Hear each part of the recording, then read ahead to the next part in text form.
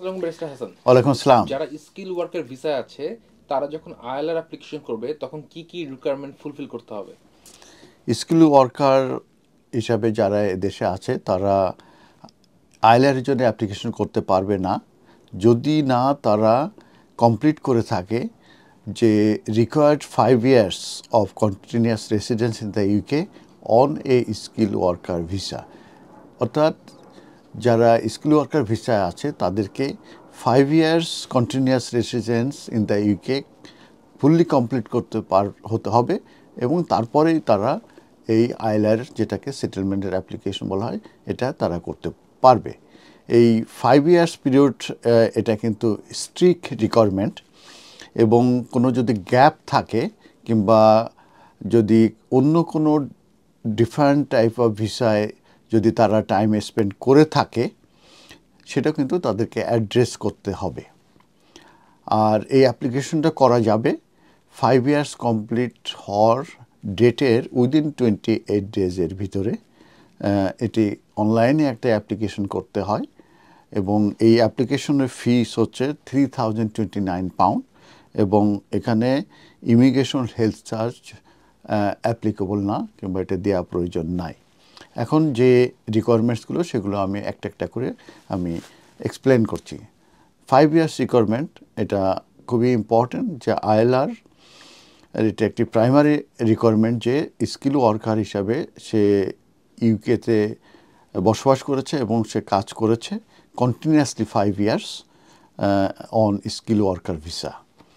এরপরে একটা যেটা বলা হয়েছে যে এই 5 years যে রুল, এই যে লফুলি রেসিডেন্স থাকতে হবে ইউকেতে, এটা কিন্তু কোনো রকমের এক্সেপশন নাই। তার মানে ফুললি 5 years তাদেরকে কমপ্লিট করতে হবে, কিন্তু ওই যে 20 days যেটা বলা হয়েছে উইদিন 20 days ভিতরে তারা অ্যাপ্লিকেশন করতে পারবে যখন এই date of completion of 5 years। আর টাইম স্কেলের ব্যাপারে বলা হয়েছে যে যখন তারা 5 years কমপ্লিট করবে উইদিন 28 days ভিতরে তারা অ্যাপ্লিকেশন করতে পারবে। আর কন্টিনিউয়াস রেসিডেন্সের ব্যাপারে বলা হয়েছে যে 5 years পিরিয়ড এটা তাদেরকে কন্টিনিউ করতে হবে এবং কোনো গ্যাপ যদি থাকে কিংবা টাইম স্পেন্ড হলে অন্য কোনো ভিসায় সেটার ব্যাপারে কিন্তু অ্যাফেক্ট করতে পারে তাদের এলিজিবিলিটির ব্যাপারে। আর জেনারেলি যারা টাইম স্পেন্ড করে থাকে on a skill worker visa কিংবা সার্টেন আদার কোয়ালিফাইং ভিসা যেরকম হেলথ অ্যান্ড কেয়ার ভিসা, এটা কিন্তু কাউন্ট হবে towards the 5 years period. Application processes এটা অনলাইন অ্যাপ্লিকেশন, আমি আগেও বলেছি, থ্রু হোম অফিস ওয়েবসাইটে।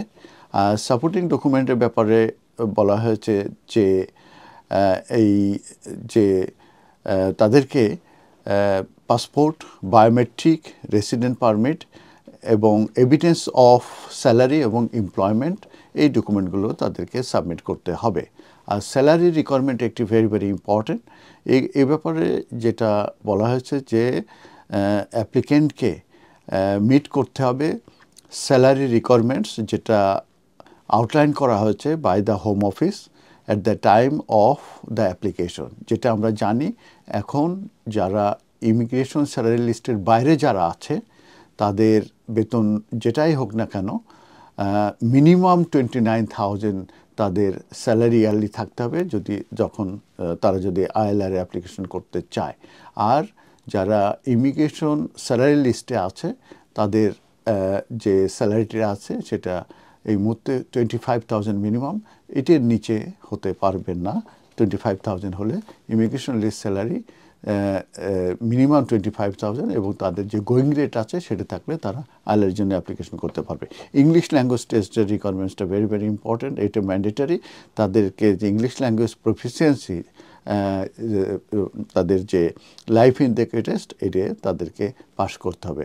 আর লাস্ট যে ডকুমেন্টটার কথা আমি বলবো এটা ম্যান্ডেটরি ডকুমেন্ট, সেটা হচ্ছে যে এমপ্লয়ার যে স্পন্সর আছে তার কাছ থেকে একটা কনফার্মেশন লেটার নিতে হবে যে ওই এমপ্লয়ার কনফার্ম করবে যে তাদের এখনও still needed for your job. তার মানে অ্যাপ্লিকেন্টকে তাদের প্রয়োজন রয়ে গেছে তাদের ওই এমপ্লয়মেন্টের জন্য এবং তাদের এমপ্লয়মেন্ট কন্টিনিউশন করা প্রয়োজন এবং তার সার্ভিস ওই প্রোভাইডারকে স্পন্সরের প্রয়োজন রয়ে গেছে। ধন্যবাদ।